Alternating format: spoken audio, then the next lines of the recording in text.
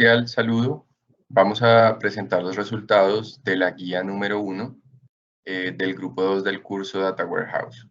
Este trabajo pertenece al equipo número 06, el cual está conformado por Eliana Caterina Costa, Zaida Patricia Ojeda, Gabriel Guillermo Narváez y mi persona, Julián Cárdenas Salazar.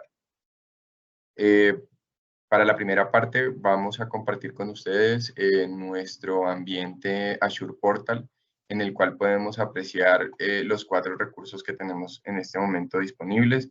Uno de ellos pues, es la suscripción para estudiantes. Como sabemos, nos conectamos por medio de nuestras credenciales de la Universidad EAN. Y tenemos esta primera parte que es nuestra suscripción Azure for Students con un crédito de $100 y una capa gratuita de servicios que vamos a ver un poco más adelante.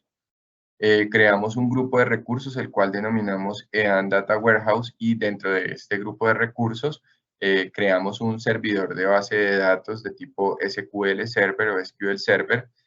Dentro de este servidor también creamos una base de datos, la cual denominamos GR206, que pues hace referencia a nuestro grupo de trabajo. Dentro de esta base de datos procedimos a hacer las configuraciones de firewall para crear la regla de que todas las direcciones, todo el rango completo de direcciones IPs puedan acceder por medio, pues, desde cualquier IP pública que se vaya a intentar acceder a la base de datos. Adicionalmente, vamos a copiar la dirección del servidor, la cual pues la tenemos aquí, el nombre del servidor, el cual vamos a utilizar para mostrar la segunda parte, que es el acceso a esta instancia de SQL Server. Entonces, en este caso vamos a utilizar Microsoft SQL Server Management Studio. Utilizamos pues la dirección que acabamos de copiar. En este caso me voy a loguear con el usuario administrador de esta base de datos. Y vamos a corroborar que pues tenemos precisamente el acceso desde cualquier pues IP. También digamos que la siguiente parte fue crear un usuario para cada uno de los integrantes de nuestro equipo de trabajo, Eliana, Gabriel, Zaida. Yo en este caso pues digamos que utilizamos mi suscripción de Azure, por lo tanto pues este usuario por ahora es el administrador. También dimos pues permisos o privilegios de administradora Zaida. Todo esto está creado pues dentro del servidor de la base de datos, pero adicionalmente agregamos a estos usuarios a la base de datos que creamos para el desarrollo de la actividad. En este caso podemos ingresar y ver que pues también digamos que todos los usuarios hacen parte de los usuarios que tienen login a esta base de datos. Adicionalmente, pues vamos a utilizar el usuario designado para el profesor, el cual pues también nos interesa que quede corroborado el acceso para pues entrar a corroborar los resultados del diseño y de esta primera implementación del modelo de datos para el caso de negocio que estamos implementando. Aquí vemos cómo ya el profesor pues puede ingresar a la base de datos y puede pues generar consultas o revisar las diferentes tablas que están contenidas en la base de datos. Vamos a hacer una pequeña consulta. La base de datos, pues por ahora solamente está implementado el modelo, pero sin embargo, digamos que ya este usuario pues tiene el acceso para poder hacer las consultas. Buenas tardes. Continuando con el desarrollo de la actividad número 2, pasamos ahora a la creación de los objetos dentro de la base de datos. Para ello, vamos a hacer uso de la herramienta DBForge Studio 2022. Rápidamente observamos que en EDWH tenemos diferentes tablas, de las cuales unas de ellas se va a convertir en nuestra tabla de hechos principal. Como resultado de esta consulta, las primeras 100 filas de la tabla de detalle de órdenes, en donde tenemos las diferentes columnas que ustedes observan acá. Para tener en cuenta que ya identificamos las columnas que hacen parte de la tabla que vamos a crear, que se va a convertir en nuestra tabla de hechos principal. Entonces, para ello, vamos a salir de esta base de datos y a conectarnos a la nuestra. La nuestra, por supuesto, está alojada en el servidor que creamos, y las credenciales son las que entre nuestros compañeros hemos también creado para el acceso a la misma. las credenciales de acceso serán compartidas en el script SQL y por supuesto en el archivo de Word. Ya hemos conectado exitosamente a la base de datos de nuestro grupo, grupo 206, y encontramos inmediatamente esta base que está acá. Este diagrama, por supuesto, está compuesto por una tabla central que se llama la tabla de hechos, de la cual nosotros identificamos en la exploración de los datasets cuáles eran los hechos relevantes que íbamos a tener en cuenta para el desarrollo de la actividad. Entonces, como ustedes observan, en este momento yo tengo ya creada esta tabla de hechos y la nomenclatura que le dimos al nombre de la tabla la hicimos teniendo en cuenta el estándar propuesto por la actividad. Aprendimos que esto nos facilita muchísimo luego incluso establecer las relaciones entre la tabla de hechos y las diferentes dimensiones que se propusieron. Y obviamente al momento de identificar los campos, qué contiene el campo, qué tipo de variable es y cómo están enlazadas con las diferentes dimensiones, pues esto se logra gracias a seguir el estándar de nomenclatura de cada una de las tablas, de las dimensiones que se propusieron y por supuesto de los campos. En este caso, la tabla de hechos principal, alrededor de la cual giran, bueno, no giran, pero sí se ubican las diferentes dimensiones del modelo, tenemos esto que está acá, que luego fue enlazado a través de las relaciones a las diferentes tablas de dimensión. Ahora, ¿cómo creamos en la herramienta una tabla o un objeto en la base de datos? Es bastante intuitivo. La herramienta simplemente nos paramos sobre la base de datos, clic derecho y le damos nuevo objeto. Por ejemplo, voy a crear una tabla que se llame una tabla de hechos.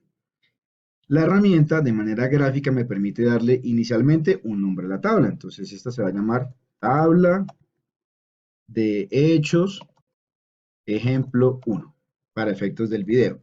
Le puedo poner una descripción. Esta es una tabla que me permite ejemplificar la creación de un objeto en dbForge. Y le puedo ir agregando las columnas a la tabla.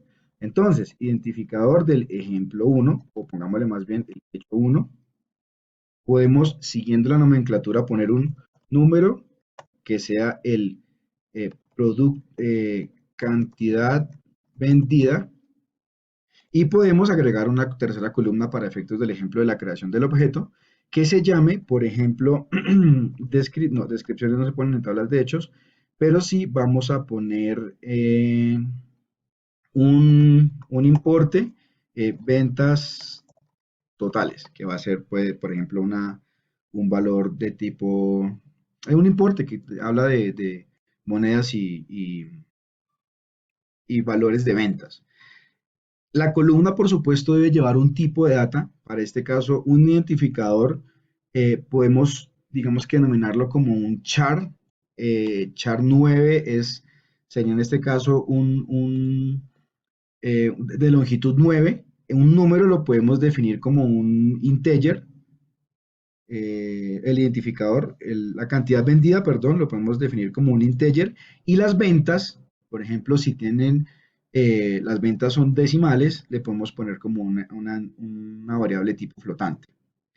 Con esto, además, le podemos dar la característica de que no permita que sean nulas, en caso de que ese campo tenga esa característica de no ser nulas, y finalmente le damos aquí a aplicar cambios y como ustedes observan acá, este es el script que va generando dbForge de todo lo que hicimos. Se crea la tabla, se crean las columnas y le damos las diferentes características que son estas que están acá. Le doy aplicar cambios y ahora mi tabla ya no se llama Table1, sino que se llama tbFac ejemplo 1. Ya está acá. Para yo traerla ahora a mi diagrama, la herramienta me permite fácilmente, luego de refrescar la base de datos para que actualice esa tabla que acabamos de crear, arrastrarla y aquí vamos a encontrar nuestra nueva tabla, nuestro nuevo objeto creado, que en este caso, para efectos del ejemplo, es una tabla de hechos con los campos que se crearon y el tipo de variable que tiene. Yo podría establecer una relación entre este hecho y esta dimensión simplemente arrastrando el campo a donde lo quiero relacionar. Bueno, bien, dentro de nuestras lecciones aprendidas tenemos 6. La primera fue el aprendizaje en el uso de herramientas de DBForce, Lucidchart, SQL Management Studio, en donde como segunda lección identificamos la herramienta de DBForce que permite diseñar e implementar al mismo tiempo, a diferencia de Lucidchart. Como tercera lección aprendida, identificamos que durante pues utilizamos la herramienta Power BI como un primer ejemplo de modelado, ya que nos facilitó, digamos, como el manejo, ¿verdad? Porque ya conocíamos la herramienta. En la cuarta lección, nos dimos cuenta que durante el proceso de diseño pues, se dieron cambios y tuvimos una evolución del modelo, ¿sí? Como quinta lección, nos dimos cuenta que se puede realizar ingeniería inversa usando las herramientas de SSMS o DBForce. Y como última lección, la capa gratuita de Azure permite desarrollar la parte práctica y promover el trabajo colaborativo.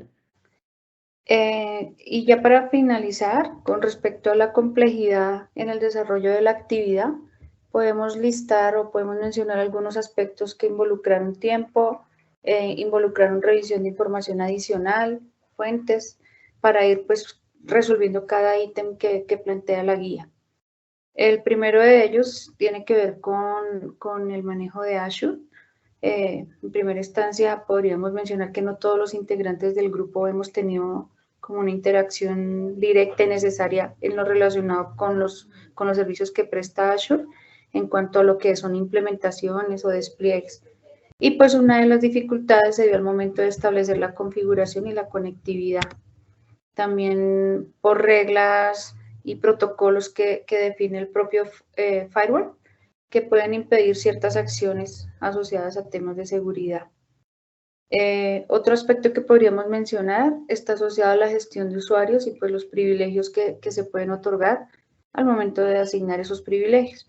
Y también pues el tema de definición de acceso a los datos, teniendo en cuenta que existen diferentes niveles de privilegios que se pueden otorgar a nivel global, a nivel de base de datos, a nivel de rutinas.